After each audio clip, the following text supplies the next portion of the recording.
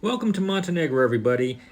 We are happy to tell you that a country we've been telling you about and location we've been telling you about for the last couple years was ranked #1 in Forbes' latest list of best places to retire for jet setters. So let's take a look at the article and then let's go take a look at areas around Kotor Bay, Montenegro.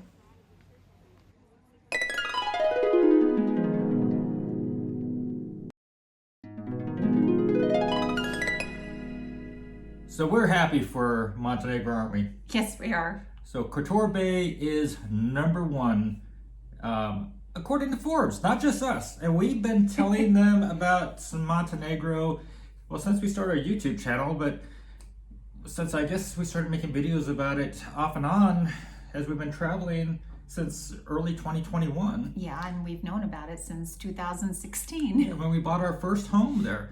So, and if you didn't see, we just bought our second home in Montenegro. We just sold the one we bought first, and we just bought another one. So go check out that last video we did if you want to see where we bought here on Kotor Bay, matter of fact.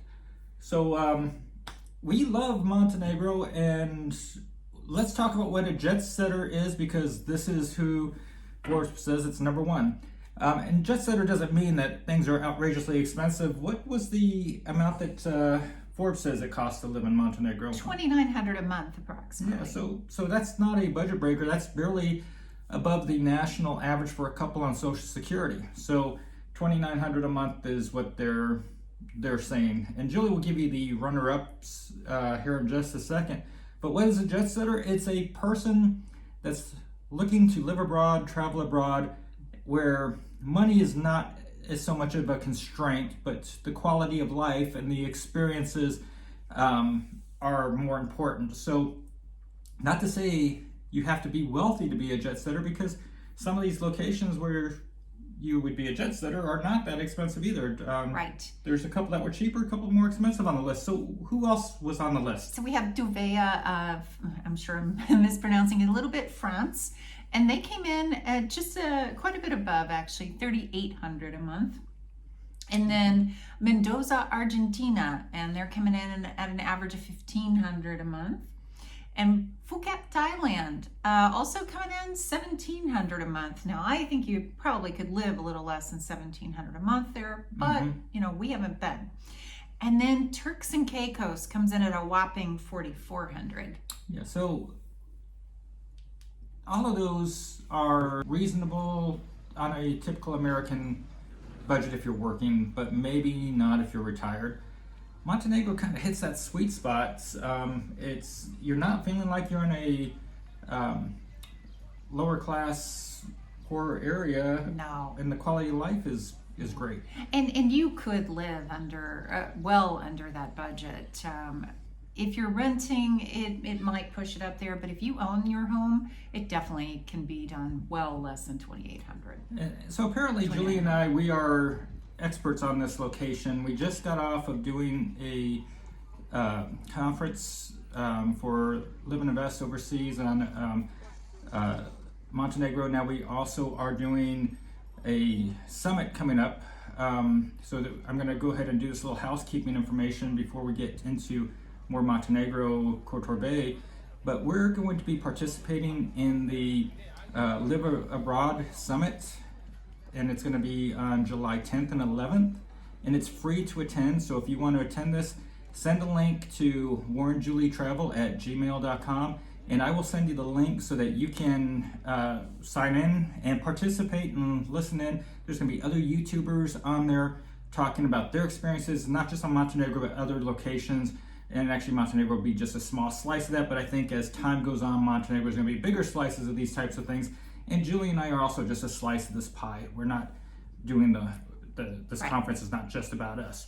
No. So we will be there on the 10th or the 11th, and then there'll be a question and answer live Q&A available on the 12th. And again, that's free. So just go over there, or you can go to our Facebook group, join our Facebook group, Warren Julie Travel, and we have the link there that you can go and participate into that summit as well. And again, that's July 10th and 11th of 2023, because I don't know if you're going to watch this a year after we just spoke about this.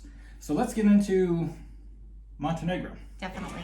So Port of Montenegro was dreamed up, I guess, back in 2007, and this is the cornerstone towards bringing big money to Montenegro, and possibly makes it the next Monaco here on the Mediterranean, but it's actually the Adriatic.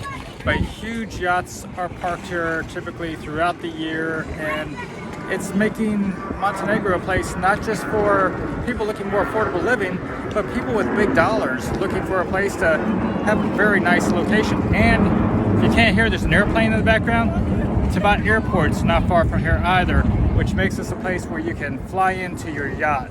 Yeah, and they've opened up a lot more flights this year too. First off, I'm going to show you videos as we're going on of different places, and they may or may not correlate to what we're talking about, but I want you to be able to see areas around Kotor Bay as we're speaking. So we like Montenegro quite a bit. Cost of living for us, what's it look like over the last couple of years as we've come and gone, and what's our average monthly looking like? Well, seeing that we own our home, you know, we can do anything from $1,500 and up, and that is including our fixed expenses as well. So that's life insurances, etc. You know, it's all in how often we go to restaurants, how often we go and pay tourist, Costs? sites. Yeah, but you know, there are little to no toll roads anywhere throughout the whole country, so you don't have those expenses. And fuel prices have shocked me. They're actually lower than many destinations we've been to, including where we are now, which is Serbia. Yeah. Oh, by the way, we are in Serbia. We don't have residency in Montenegro, so while we have our home there, we're doing, like, right now, it's been our home-based location. We are spending more time going forward.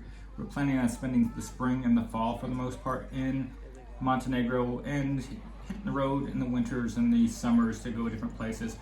Julie likes some cool temperatures, so in Montenegro, along the coast, you have this great Mediterranean heat that I love. So we will be there through part of the summer, but then we have to leave because you're kind of a wimp with hot weather, aren't you? I am. Doing gelato here in the yacht club, and I've got a cone here, and Julie's got a scoop there in the cup. €4.70 to be out here in the yacht club enjoying this day. As we walk around Porto Montenegro, Julie looks like a movie star, but apparently sometimes there are actual movies being shot out here, and Montenegro is becoming more and more popular for somewhat famous people, and maybe they're not actors or actresses from the countries you're used to seeing, but they're famous somewhere, we think. They seem to be drawing attention anyhow. I'm curious to know what this show is, so if anybody is watching and knows, let me know down in the comments. Now, our home has been in the old town Stari Grad of Kotor since 2016 that we've owned a home there, and it's been our home base as we come and go. But we recently moved to where, honey? Lustica Peninsula. And we're on the Tivat side of Kotor Bay. So it's Kotor Bay has a lot of areas, a lot of coastline, and it's always been our favorite location. There are other areas of Montenegro that are popular, from Petrovac up through Budva, known as the Budva Riviera. And then there's a ski area opening up, and actually I shouldn't say opening up, it's getting bigger and a lot more investment in Kalashin. And then I won't even try to say the area of Dormitory. Javjak. Okay, it's a beautiful, beautiful area. It is gorgeous. So there are mountains where Julie can go get cool if we chose to stay in Montenegro year-round, which we've thought about, and that might happen at some point in life. But right now, we are in the mountains just outside of Montenegro in Serbia, getting cool.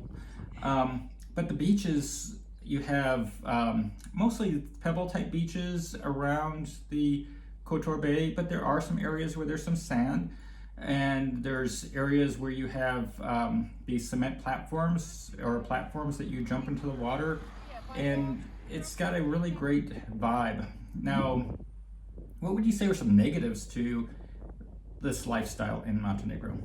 Lots of traffic, and lots of people love to be there. So you will be fighting some tourists to get your space on the sand or gravel or pontoon. That is the concrete platforms. They're called pontoons. Yeah.